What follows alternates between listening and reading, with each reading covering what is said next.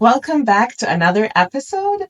And it's actually another inspiring episode of Dr. Podcast because today we have the incredible honor of hosting a true leader in the field of nursing, Dr. Kimberly Long. Dr. Long is not only a distinguished nursing educator and researcher, but she's also a passionate mentor who has dedicated her career to advancing healthcare through education and innovation. Dr. Long, welcome to the show, and it's really a privilege to have you with us today. Thank you. It's a pleasure to be here, and thank you for asking for me to participate. Of course. So, how about we dive right in? And to start, maybe you could share a bit about your academic journey and what inspired you to pursue a career in nursing education. Absolutely. I was born down in LA, an area called Compton. And as you know, that area has sort of become a little bit of a challenge to live in. And it was during my childhood that a lot of those things started. And so there were things that occurred that required our family to move. Very shortly after that, my parents got divorced, and not long after that, I became a teen parent. And so by the time I was 19, I was divorced with 2 children, and I had to figure out, how am I going to take care of these kids and how am I going to give them better? So someone had mentioned to me nursing, and I thought, you know what, I don't know if I want to be a nurse because I didn't necessarily like bodily fluids. But I thought, well, you know what, if this is going to give me an opportunity to make sure that my kids are secure, I'll do that. So I went to nursing school, and then I decided to go get my bachelor's degree and thereafter a master's degree. But the master's degree was because I wanted to make sure that I could care. There was a population of people that were being neglected, and I wanted to be a nurse practitioner so I could take care of them. So I talked the hospital that I worked at to send me to school for my nurse practitioner. I said, if you let me get that, I'll take care of them myself. And I did. So I took care of a population with genetic disorders of the blood for about 5 years in a clinic that I started at a hospital. Long and the short of it was, I just thought, you know what, as a teen parent, a lot of teen parents don't know how far they can go. So I'm going to go ahead and I'm going to get the doctorate degree so at least they know that they can go along this path, and they stop where they want to, but they know that they can do this. So it was just a lot of sort of personal motivation. And I wanted my children to also see that the sky was the limit, that they didn't have to limit themselves. So that's sort of how the whole process began. How inspiring. And I love how you decided to keep going above and beyond in order to be a beacon of light, a beacon of hope for everyone surrounding you, and to show them, like you kindly said, that sky is the limit, and even sometimes sky even is not the limit. People can keep going up and up.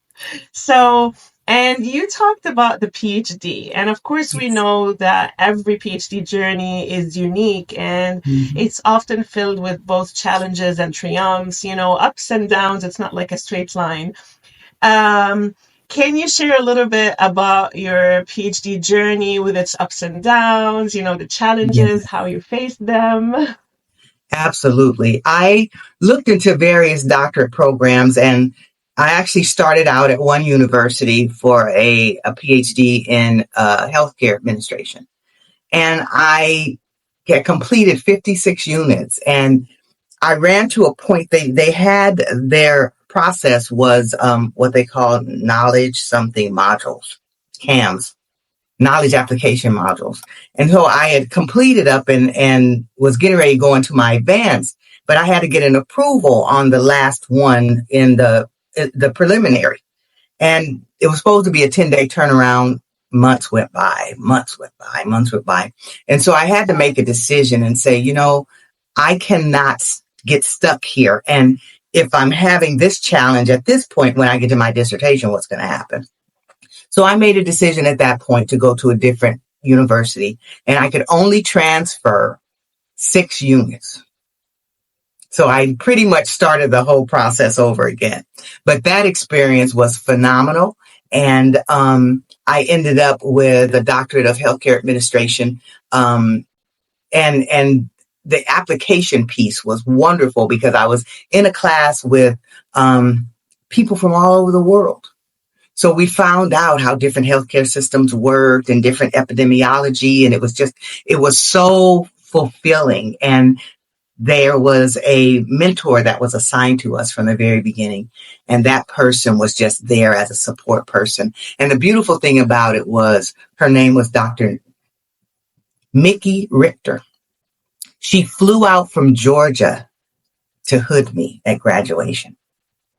And that it just touched my heart. And she and I are still in touch today. And she continues to be a mentor of mine. It was just a wonderful experience. Very challenging, not easy. Because at the time I was working full time and I was a minister's wife and I had my own business. There was a lot going on. But, when you've made up your mind you want to do something, you figure out a way to get it done. And the program that I went through, their goal was to get their graduates through and to have them represent their university in a way that they say, these people went through the rigors. And so I appreciated that because I didn't want to get a degree just to get the paper. I wanted to have the knowledge that I could apply in the world and adjust my worldview so that I could be a better contributor. You mentioned so many important components of success. Self components, things that come from within, like the self-motivation, the drive, the passion, the persistence, the perseverance, mentorship, and the importance of mentors in our journey, in our academic journey, and even in our professional journey. So how about you discuss a little bit about, maybe let's start with the mentorship, because apparently she was an amazing mentor. She was such a compassionate and such a caring mentor, which is something that I believe we need, especially in tough times. I've had the honor of mentoring many emerging nurse leaders. And part of the reason why I do that is because there were so many people that walked my journey with me.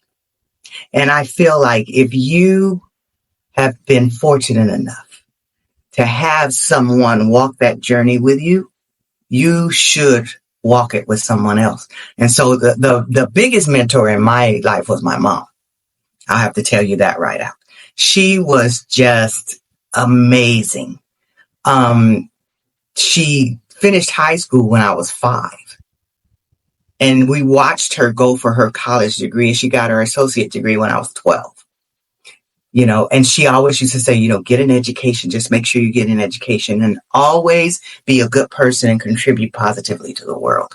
And that's what I embrace. And so giving back to other people is something that's very important to me.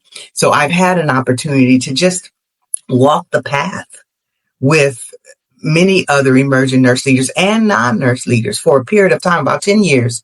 I had a foundation called Journey to a Dream.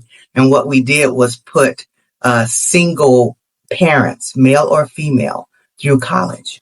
And I was able to see, and I self-funded it. I was able to see one go from working at Starbucks to working as a graphic designer at Apple, one that went from a nurse's aide to a nurse practitioner, one that was working in a shoe store who is now a healthcare outpatient ambulatory director. And so just seeing that, in addition to that, nurses, we have that thing about eating our young, which, I coined a phrase, we're taking new nurses off the menu, because we shouldn't do that. Nurses should not have to cross the burning sands. What they should be able to do is lock arms with someone who has been down that path before them and be escorted around some of the pitfalls and some of the negatives and be coached on how to address things and how to pursue advanced education and certifications on the career path where they want to go.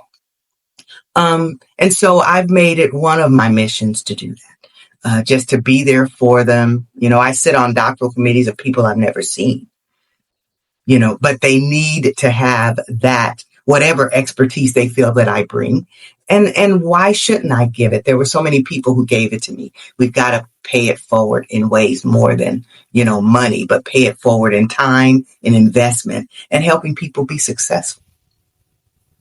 I'm already truly inspired because you did, tap onto something that unfortunately most of the time we feel is ignored a little bit Mm-hmm. by big names, by scientists, let's say, that are already up there, or physicians or nurses or any leader in their field. Mm-hmm. They tend to forget that the path that they had, or the journey that they had, did have ups and downs, and they did Yes. have mentors, and sometimes they themselves refuse to be mentors to others, or Mm-hmm. refrain from sharing knowledge, from sharing information, because they feel, oh no, you would be a competition to me. What do you think of that? Because I mean, I like you said, what you said is summarized in we rise by lifting others up. That's right. One of the things that I believe wholeheartedly, and it's part of my core value system, and that is your imprint for your existence here should be the impact you have on others. And so, as a leader, I've had the opportunity to serve in multiple executive positions in hospitals. I've been a chief nurse, I've been a chief operating officer, and a hospital CEO before I came over to the Association of California Nurse Leaders. And my focus was to develop people who had the confidence and could perform better than I did. And the focus was fill them with the learnings that I've had. Then they add the learnings that they've had. And then they will then take healthcare to the next level. So I've never seen anyone as a competitor. I see them as somebody that I can invest what I've learned in, and then they can then build on that and hopefully invest in another person who will build on that. So I feel for those who feel that keeping knowledge close to the chest will benefit them, because it really doesn't. What it does is it handicaps the growth of individuals, of the industry, and overall people. Um, I just feel like we need to. I used to tell my children, make different mistakes than I did, so that you can learn from mine and then learn from yours too. So essentially, it's pass on what you know, help them be successful, and then watch where they go from there. I can't tell you how many people I look at their careers now, and it just gives me a warm fuzzy to know that I had the honor of contributing to that somehow. It just really makes a difference, because our time on this earth should have meaning for people other than ourselves. 100%, especially that it's basically the legacy that we leave behind, and the legacy is not only what we have done personally in our career, it's also those who have helped, because Yes, they will continue the legacy, and then their children and their mentees and so on, and it's like that's you right. said, it keeps going, Mm-hmm. because that's the power of, I have to say that this is also kindness. That's kindness. Being a Yes. kind person or a thoughtful person And is when you're in healthcare, you can't be in healthcare and not be kind and compassionate. If a person is in healthcare and they're not kind and compassionate, they need to leave, and leave quickly, because people are entrusting themselves to us as strangers. There's a responsibility there. And it's not to the task, it's to the person to help them get through that crisis. And you can't do that if you're not kind and compassionate. So, it's very important that that's a core part of who one is if they're in healthcare. so. so important and so needed by healthcare practitioners. Because I think it one other factor that contributes to decreasing from the kindness or the compassion is, I think, the ego that comes in as well, right? Yeah. Yes, it it's a, is. it's a big it's a big factor that hinders Hmm. people from even sharing knowledge and mentoring. True. Do you have anything to say about, the ego that we see spreading all over? You know what? All of us have a measure of ego. And if we deny that, we're not being honest with ourselves.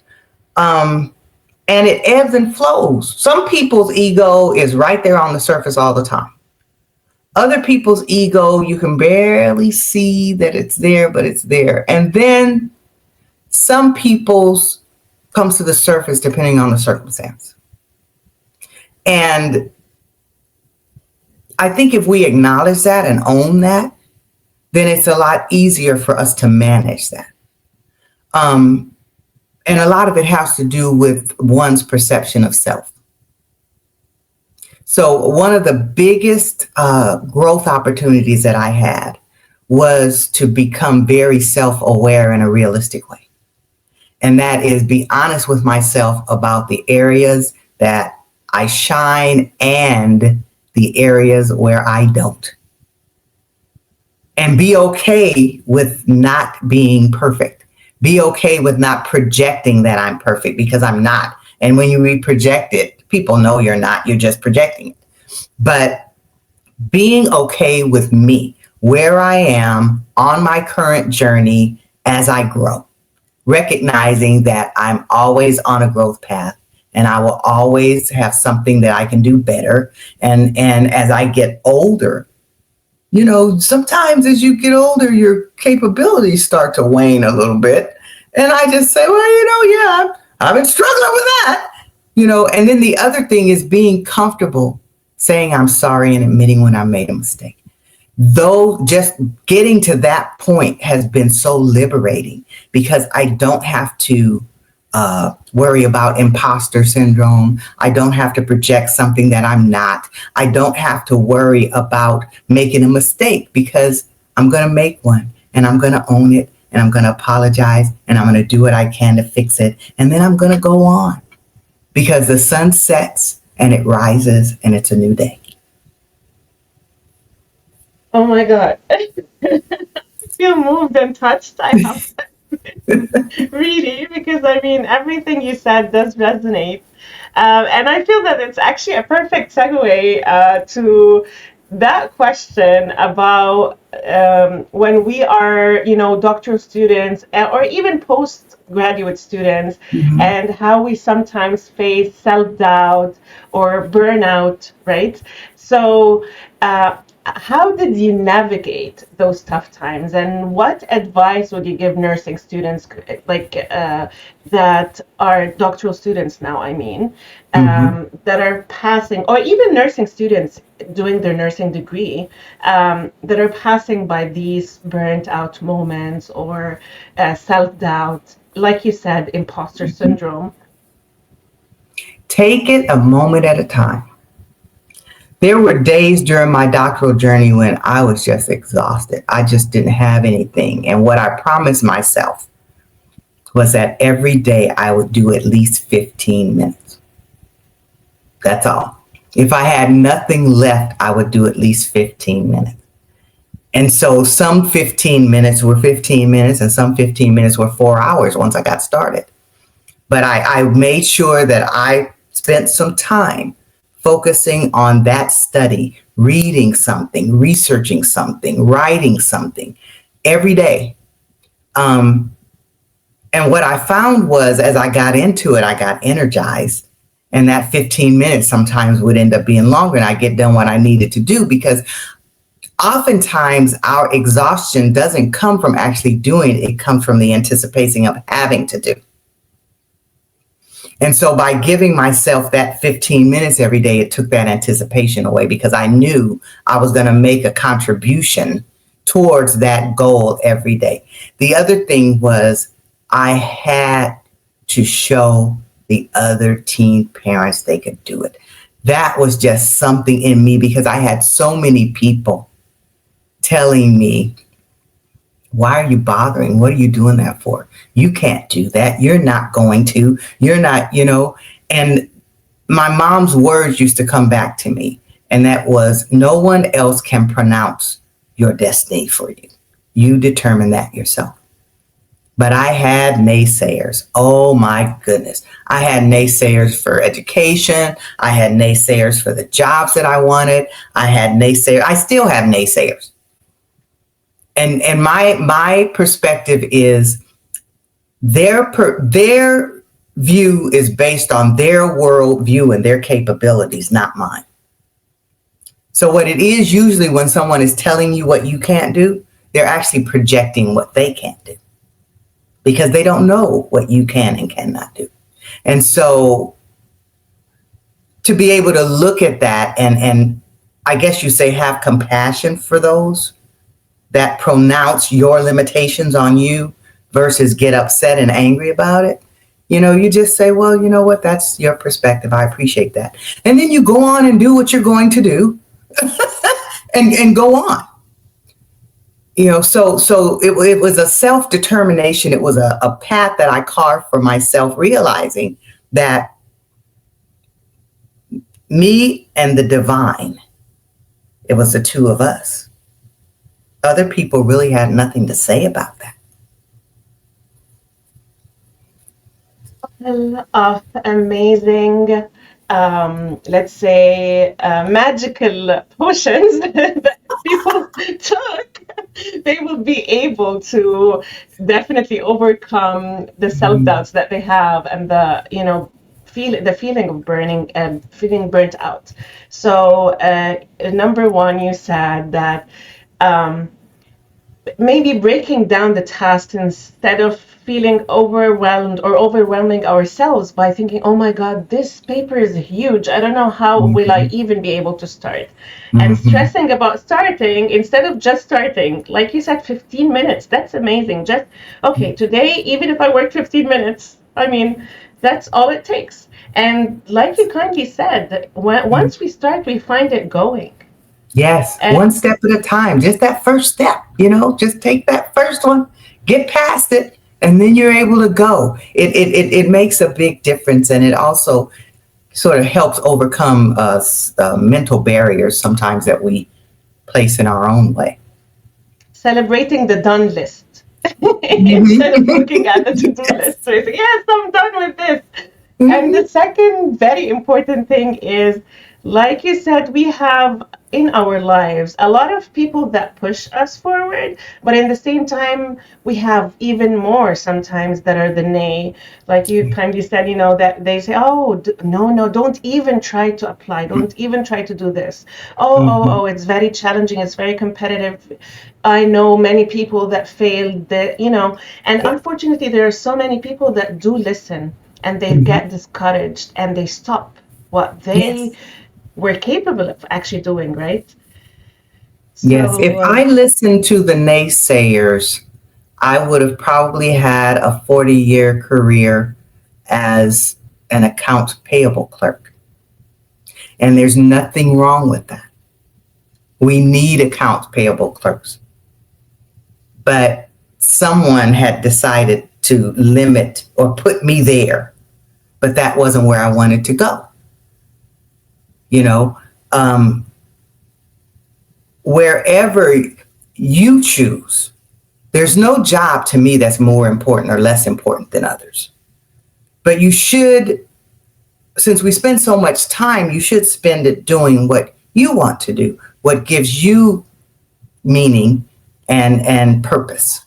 Um, and for me, caring for people gave me meaning and purpose. So I would not have found my meaning and purpose in that particular vocation, but I found it in the nursing profession. And that's, where we go. While others find it in different vocations, I would not have found it there. So, but it's interesting how others feel that they have the insight to be able to tell you what you can do with your life and in your life. And, my encouragement to those that are listening is you decide that. Others don't. They decide their own. You decide your own. Because you know yourself best, right? Mm-hmm. It's an Mm-hmm. amazing advice. So, what a wonderful journey, and transitioning from a student to becoming a leader and a mentor in the nursing field, and how significant this journey is. Definitely, there were pivotal moments that did help you grow into the phenomenal leader and mentor you are today. And I believe we tapped onto some of them throughout our discussion together. Mm-hmm. But how about you maybe summarize the top pivotal moments that shaped your leadership today, and how we look at mentorship and leadership in the amazing field of nursing and healthcare in general. My first job in the hospital was as a nurse's aide, and my last job in the hospital was as a CEO. And there was a lot of learnings on that road. I watched how different leaders led. I watched the impact that it had on the individuals that they were leading. I watched the impact it had on the success of the hospital or lack thereof. I watched that. And in the course of those observations, I started formulating in my mind what the optimal hospital would look like.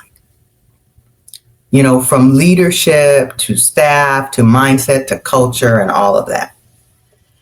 And I had an opportunity when I was brought on as CEO of a hospital to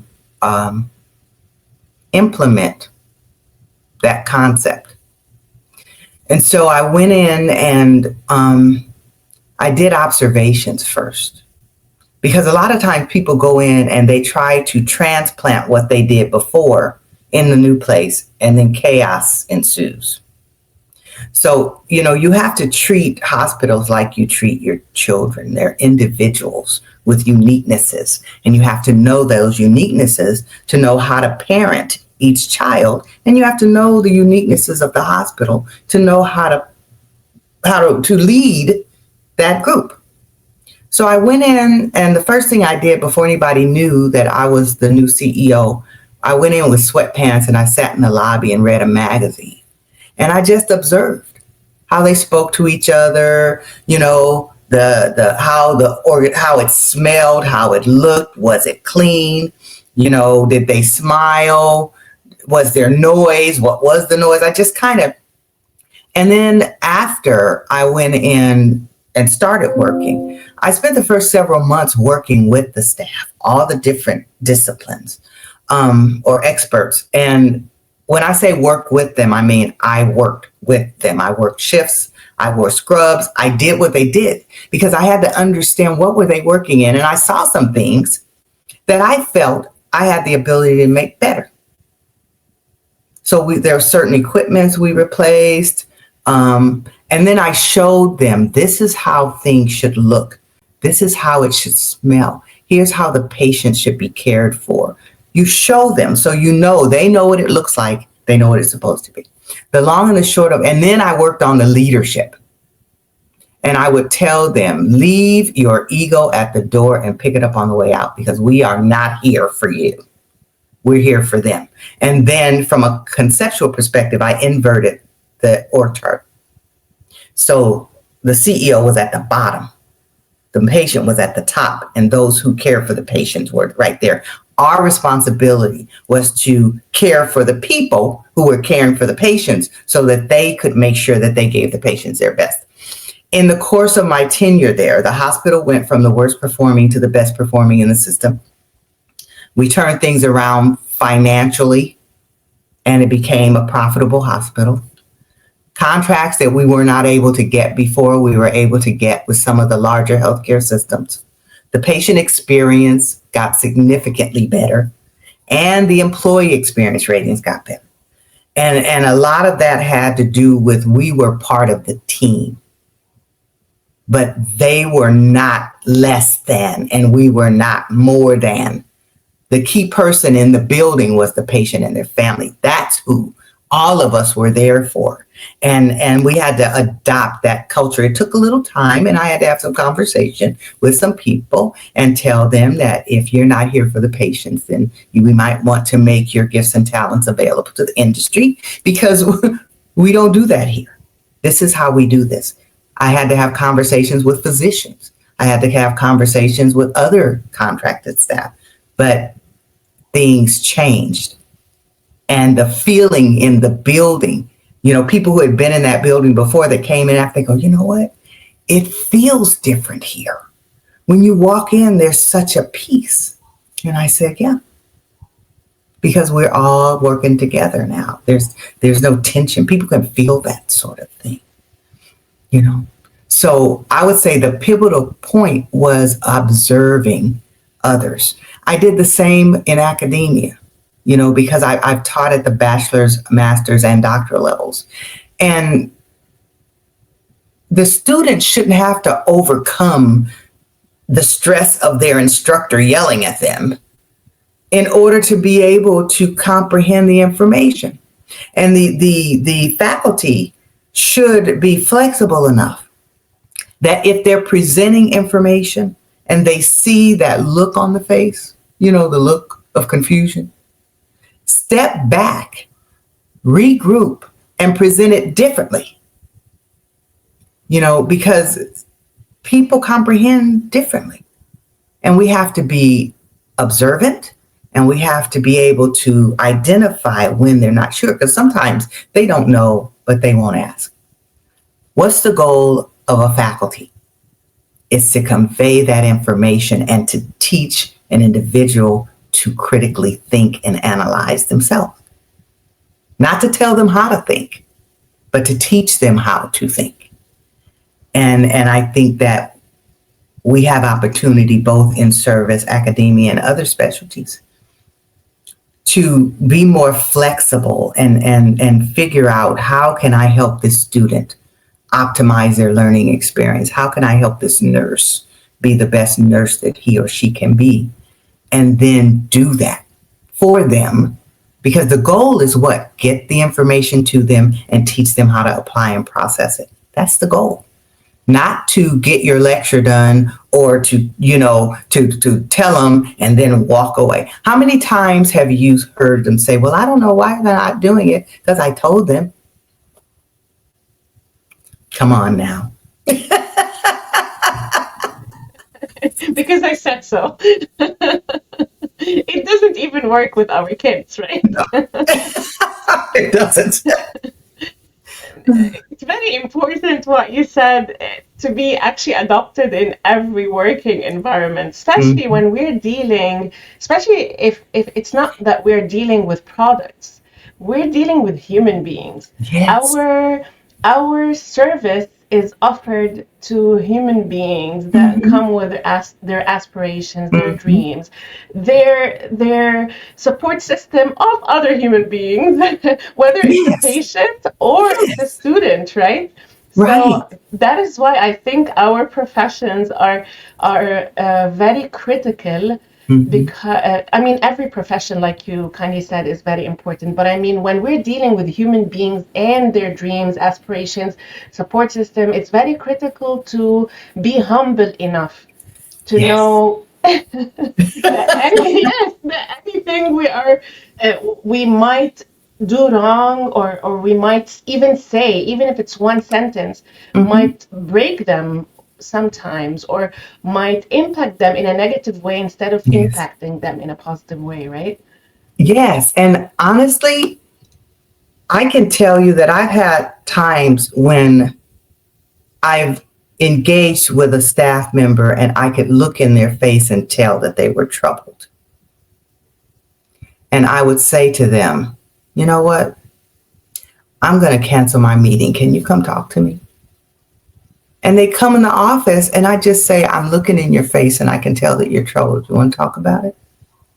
And they just,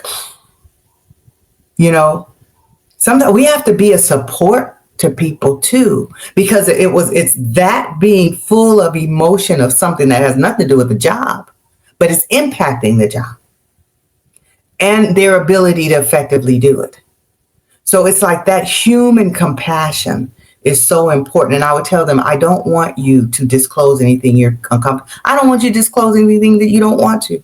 But I just want you to know that I'm here for you. And if you need to go home, let me know and I'll work with the chief nurse. We'll find somebody else. But whatever is burdening you, deal with that. And if you need some help from us, we'll be glad to help you. So that human compassion, it is so important. I'll make one other point.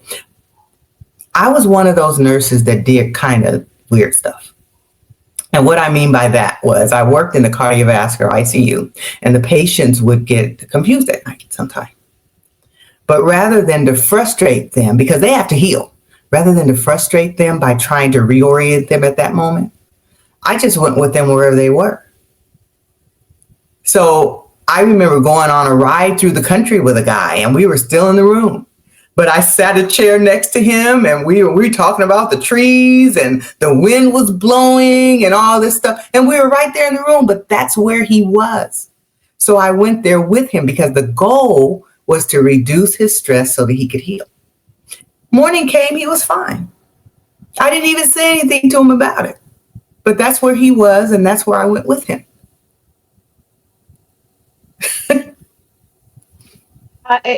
Like I feel that it's flexibility, right? Or adapting based on the situations. This is Yes. another very important component of our success in such disciplines or professions, right? Mm-hmm, mm-hmm. Yeah, not being rigid or or no, this is And what I'm being going to do. observant. Yes. Yes, you observe. And if you're tuned in to people, you'll pick up things and just be there to sometimes they don't need very much. But be there to support them in whatever they need, however you're comfortable doing it, I have to say as well. I do admire the nursing profession so much, and I feel that they're always in the forefront, right? And we have seen that, especially during COVID. Who would have Mm-hmm. imagined being in a pandemic one day? But anyways, we have seen also how dynamic nursing as a field Yes. is, with constant advancements. So I wanted Mm-hmm. to know, how do you stay current with the new research, and how do we ensure that your mentees are prepared for the evolving landscape of healthcare? Keeping up with all of the evolution of healthcare and nursing is really important. And, reading the studies and listening to podcasts and interviews and going to conferences and things like that. You learn all that's out there in the universe that could impact your profession. And then being open to the change, because I've heard people say, oh, I hate change. It's like, well, you're in the wrong field, because healthcare oftentimes changes by the day. And we have to evolve with it, because there's always going to be a better way to do. There's always going to be a new technology. There's always going to be a new regulation that you have to adapt to. There's always going to be something. And so we have to make sure that we stay abreast of that through, listening, watching, learning, reading, all the different media that's out there that can get that information to us, and then be prepared and welcome the change. I was sharing with somebody the other day, we need to welcome change and not resist it. Because if it weren't for change, nurses, women wouldn't even be nurses. We, if it weren't for change, we would not have the specialties that we have. If it weren't for change, we would not be able to make the impact that we've made in people's lives and on their health, if it weren't for change. So we need to welcome the change and then inform ourselves enough to help to contribute to the change. I think that is key, and that's a mindset shift that needs to take place. No to change resistance, right? Because there are Actually, we will always be surrounded in not even in our professional life, but in general, with people Hmm. that are resistant to change or are afraid of change, right? But Yes. when it comes to dynamic fields, there will always be change, like you said.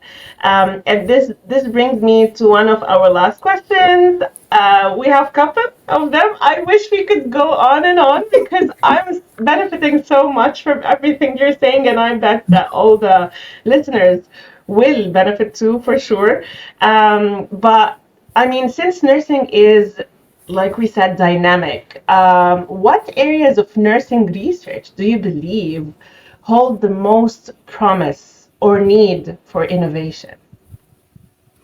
I think that we have an opportunity to highlight the actual contribution that nurses make. We are a profession, but in many ways we're still viewed as a vocation. And so I think research in the financial contribution, the organizational contribution, the expertise in nursing, because nursing is a very different discipline than medicine. Nursing is a different discipline than finance and business. And there's an expertise in nursing that is different.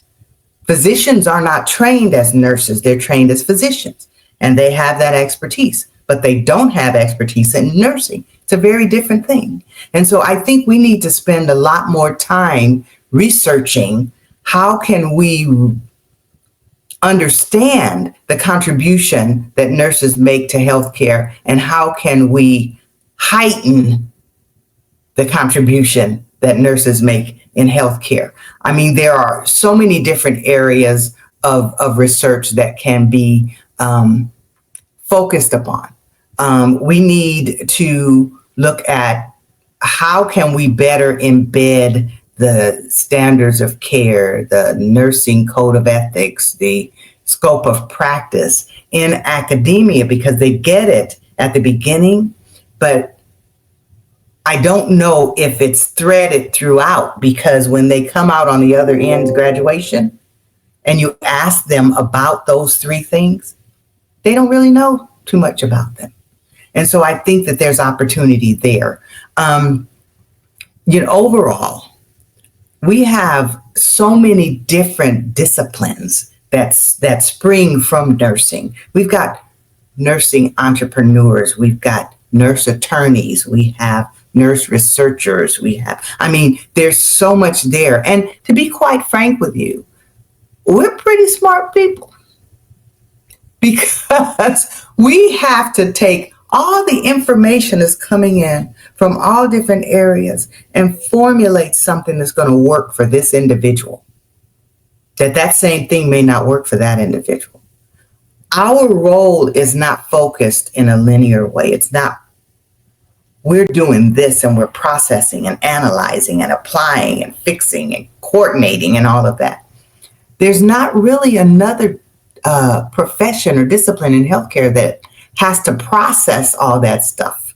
And so I think that we need to really spend a lot more time studying, researching, writing about what nurses really are to healthcare.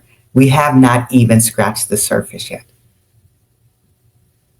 Agree 100% that I believe it's a very important thing to do, a very important research to do, Mm-hmm. because I am from those who believe that nurses do deserve all the best in every aspect of life.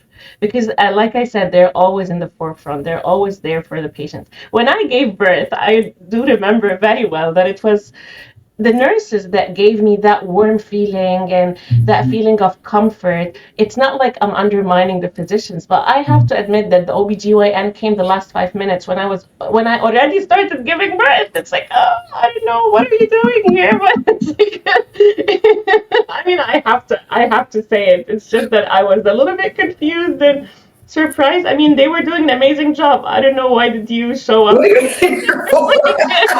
out of a sudden, in front of me. It's like, oh, I don't need that. So I totally hear you. I Yeah. totally hear you. And And that just is why I'm sorry, okay. please go ahead. It's not to negate the contribution of our No. medical colleagues or any of our other colleagues. All my comments are meant to do was to recognize that nursing is a separate profession. Medicine is a separate profession. Respiratory therapy is a separate profession, and each has their expertise. We need to work as a collective, not assume that because a person has this, they can also do all of this. That's really, I want to make sure that I'm clear on that point. Oh yes, it's very important. It's a teamwork. Mhm. It's the different links to form a solid chain, That's right. the healthcare for the healthcare Yes. system to thrive.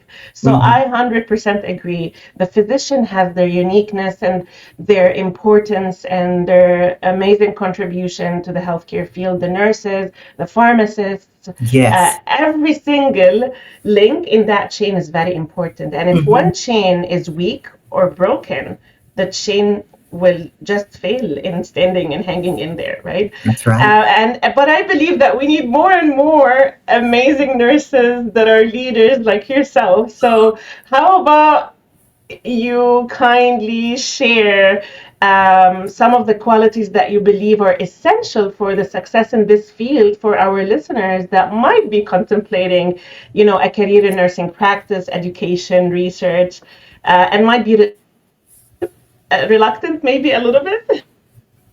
I feel like if a person is interested in nursing, the first thing they need to do is get to know themselves and be honest with themselves about who they are, because reality is nobody walking the earth is perfect. Everyone has their stuff, and it's okay.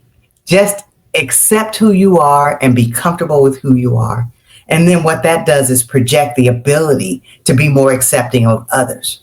The other quality I would say is when you go into nursing, make sure that you're able to focus on the other individual, not only just the patient, but their family and even your colleagues. You know, if you want to go into nursing, study, go in and embrace it and study it, because it's very important to have that competence as well as the confidence. The other thing I would say, so compassion and kindness, determination, innovation, caring. Those things are so important.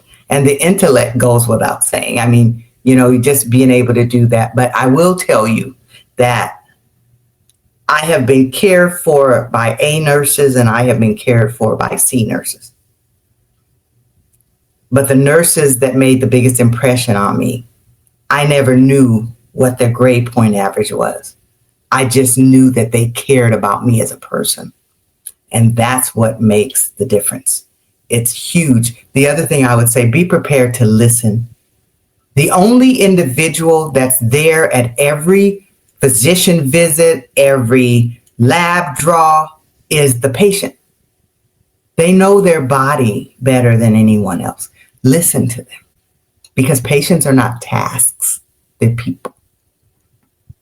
They're not diseases, they're people. They're not room numbers, they're people.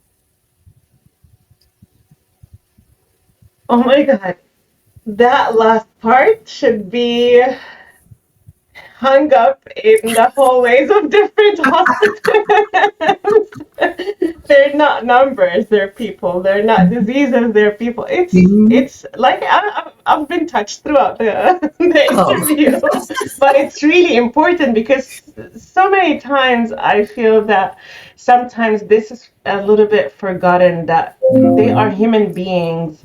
They're not a record number or a bunch of symptoms the that is broken leg in 15A. oh no. No, No. Yeah, no, because even no. if they heard that, it would hurt them. It's like, no, I'm a You human know, being. I'll tell you something. Anytime I was in a hospital and I heard that, oh, they'd hear from me. They would hear from me immediately. Immediately.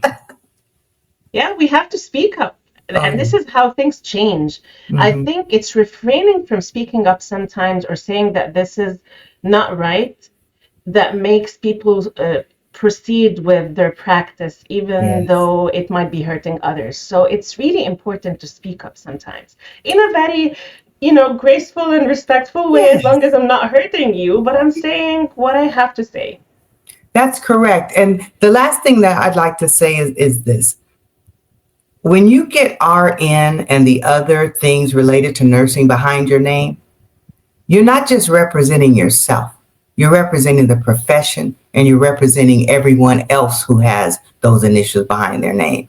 Keep in mind that when you're acting, speaking, relating to other people, patients, and family, because it reflects on all of us. And we have been the most trusted profession for, gosh, over 20 years. There's a reason for that. And those coming in, as well as those that have been around for a long time, have to keep that in mind that trust is not easily obtained, but it's very easily lost. So let's make sure that as nurses, as registered nurses, nurse practitioners, advanced practice nurses, midwives, all of the wonderful array that nurses occupy, make sure that we recognize that we're representing all of us and not just ourselves. Amazing. Any final words of encouragement or wisdom that you would like to share with aspiring doctorate students in general, even not necessarily in the nursing field, and also for future nursing leaders and nursing students? Any final words of encouragement? My words of encouragement would be this: respect all of the doctoral disciplines. Respect the fact that a person walked the journey to get there and show them the respect that they deserve, having walked that journey and obtained that recognition and that degree. The other thing I'll say is be sure to remove the limits off yourself and go for it. If you feel you want to have a doctorate degree, go get it. It can happen. If I can get one, you can get one. It just takes that determination and the stick to itiveness, and don't give up. Some people get it in 4 years, some people get it in 8. Doesn't matter. Bottom line is that you got it. So remove the barriers, remove the limitations that we place on ourselves, and go for it. Dr. Long, I mean, it has been an absolute pleasure having you on Dr. Podcast. Your story and insights are incredibly inspiring.